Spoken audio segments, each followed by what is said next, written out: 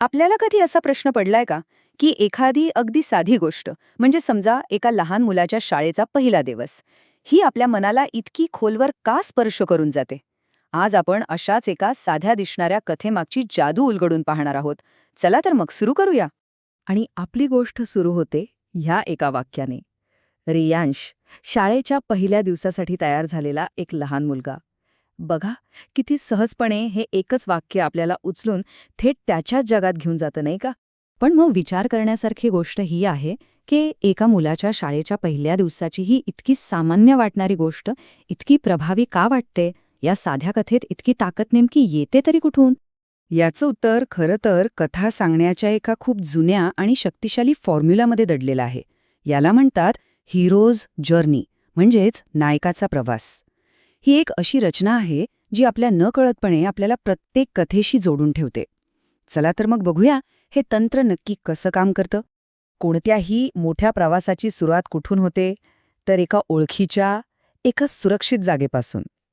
कथेचा हा पहिला टप्पा आपल्याला नायकाच्या नेहमीच्या सुरक्षित आणि कम्फर्टेबल जगाची ओळख करून देतो. गोष्टींच्या दुनियेत किंवा आपण म्हणू की स्टोरी टेलिंगच्या भाषेत यालाच म्हणतात दी ऑर्डनरी वर्ल्ड, म्हणजे नायकाचं नेहमीचं सामान्य जग, त्याचे कम्फर्ट झोन. आपल्या रियांसाठी ही जागा म्हणजे साहजिकच त्याचं घर. आणि लेखक हे जग उभं करण्यासाठी काय करतोय बघा, किती छोटे पण महत्वाचे डिटेल्स वापरले आहेत. सकाळची कोवळी किरणं, शाळेचा तो नवीन गणवेश, पाठीवरची ती छोटीशी बॅग, हे सगळं मिळून आपल्याला रियांशचं ते सुरक्षित प्रेमळ घर डोळ्यांसमोर दिसू लागतं. आणि या सुरक्षित जगाचा सगळ्यात मोठा आधारस्तंभ कोणता? तर त्याच्या आईचे ते शब्द. हे शब्द फक्त धीर नाही देत, नाही का? ते तर त्या घरातल्या प्रेमाचं, त्या सुरक्षिततेचं प्रतीकच बनून जातात. पण गोष्ट इथेच थांबली तर ती गोष्ट कसली, बरोबर? प्रत्येक चांगल्या कथेला एका वळणाची गरज असते. आणि आता वेळ येते त्या क्षणाची जेव्हा आपला हिरो, आपला रियांश हे सुरक्षित जग सोडून एका नव्या आव्हानाला सामोरा जाणार आहे. यालाच स्टोरी टेलिंगमध्ये म्हणतात द कॉल टू ॲडव्हेंचर, म्हणजेच साहसाची हाक. आणि आपल्या रियांशसाठी ही हाक काय आहे?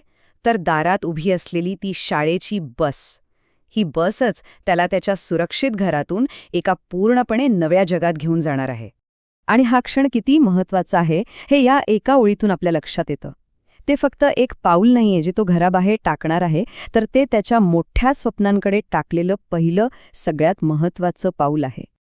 आणि मग येतो तो क्षण, तो निर्णायक क्षण, ज्याला म्हणतात क्रॉसिंग द थ्रेशोल्ड, म्हणजे उंबरठा ओलांडणं.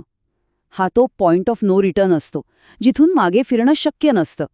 जेव्हा आपला हिरो खरी हिंमत दाखवून आपल्या कम्फर्ट झोनच्या बाहेर पाऊल टाकतो. रियांशसाठी तर हा क्षण खूपच इमोशनल आहे. विचार करा, आईचा हात सोडणं किती छोटीशी गोष्ट वाटते, नाही का? पण हीच कृती एका प्रचंड मोठ्या बदलाची नांदी आहे. त्याचं खरं धैर्य, त्याची खरी हिंमत याच एका क्षणात आपल्याला दिसते. फक्त एक आणि ह्याच एका पावलाने रियांश तो उंबरठा ओलांडतो. तो आपलं सुरक्षित जग, आपली कम्फर्ट झोन मागे सोडून एका अगदी नव्या प्रवासाला सुरुवात करतो. भलेही ही कृती छोटीशी असेल, पण संपूर्ण कथेचं जे काही हृदय आहे ना, ते ह्याच एका क्षणात धडधडतंय. बरं, त्याने उंबरठा तर ओलांडला, पण आता पुढे काय? आता आपण बघूया की रियांश या नवीन जगाला, या नवीन प्रवासाला कसा स्वीकारतो. तो बसकडे चालायला लागतो, पण त्याचं मन अजूनही मागेच आहे. तो एकदा मागे वळून बघतोच, आणि त्याला काय दिसतं? त्याची आई हसून त्याला हात हलवतीये. हा क्षण खूप म्हणजे खूप महत्वाचा आहे. हे जणू काही एक आश्वासन आहे की बाळा, तू पुढे जा, आम्ही आहोत तुझ्या पाठीशी. आणि मग आपल्याला दिसतं ते रियांशचं बसच्या खिडकीतून आलेलं हसू. हेच ते हसू आहे जे आपल्याला सांगतं की हो, त्याने पहिलं आव्हान यशस्वीपणे पार केलं आहे. त्याने त्या नवीन जगाला आपलंसं केलं आहे. आयुष्याच्या मोठ्या प्रवासाची सुरुवात नेहमी एका छोट्या पावलानेच होते. वा, काय सुंदर ओळ आहे. ही एकच ओळ आपल्याला संपूर्ण कथेचा अर्थ सांगून जाते. कोणताही मोठा प्रवास असो, त्याची सुरुवात अशाच एका छोट्या पण धाडसी पावलानेच होत असते. पण आता आपण पुन्हा मूळ प्रश्नावर येऊया. एवढीशी साधी गोष्ट आपल्या मनाला इतकी का बरं भिडते? याचं कारण खूप सोपं आहे. कारण ही गोष्ट फक्त रियांशची नाहीये. ही गोष्ट आपल्या प्रत्येकाची आहे. आठवून बघा, नोकरीचा पहिला दिवस किंवा नवीन शहरात राहायला जाण्याचा तो निर्णय. आपल्या सगळ्यांच्या आयुष्यात असा एक रियांश मोमेंट कधी ना कधी आलेलाच असतो, नाही का? तो उंबरठा आपणही कधीतरी ओलांडलेला असतो. आणि म्हणूनच यातून मिळणारा संदेश खूप मोलाचा आहे. कोणतेही मोठं यश, कोणताही मोठा प्रवास हा एका रात्रीत घडत नाही. त्याचा पाया रचला जातो तो अशाच छोट्या छोट्या पण हिमतीच्या क्षणांमध्ये, अगदी रियांशच्या त्या पहिल्या पावलासारख्या. आणि जाता जाता एक विचार नक्की करून बघा, आपल्या प्रत्येकाच्या आयुष्यातल्या त्या मोठ्या प्रवासाचं ते पहिलं धाडसी पाऊल कोणतं होतं